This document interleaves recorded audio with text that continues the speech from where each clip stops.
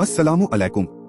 सब जानते हैं कि दीनी तालीम फर्ज है, लेकिन इस बिजी जिंदगी में इस पर ध्यान देने का वक्त नहीं मिलता और अफसोस है कि हम दीन से दूर होते जा रहे हैं, खास तौर पर हमारे बच्चे। उम्मीद है आप चंद लम्हे देकर इसका फायदा उठा सके। आज की तारीख 27 जुमादल उला 1447 हिजरी दिन जुमरा। एक फर्ज के बारे में जुमा की नमाज अदा करना।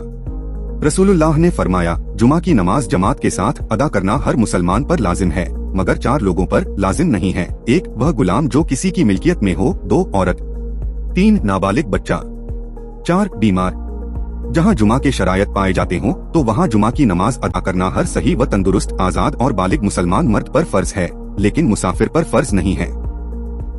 एक सुन्नत के बारे में नमाज जुमा में मसनून किरत। हुजूर जुम्मा की नमाज में हल आतक हदीत आलघशात और सब अस्म अब्बिक एलेले की किरात करते थे।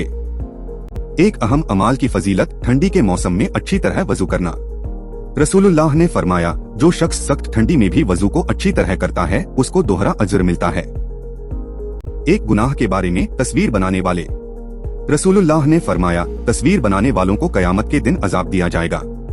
उनसे कहा जाएगा, जो तस्वीरें तुमने बनाई हैं उनमें जान डालो। तिब्बे नबवी से इलाज, मेहंदी से इलाज। रसूलुल्लाह ने फरमाया, मेहंदी का खिजाब लगाओ क्योंकि यह तुम्हारी जवानी, हुस्न व जमाल और मर्दाना कुव्वत को बढ़ाती है। कुरान की नसीहत। कुरान में अल्लाह ताला फरमाता है, ए ईमान वालो, तुम अल्लाह और उसके रसूल से आगे बढ़कर बात मत करो और अल्लाह ताला से डरते रहो।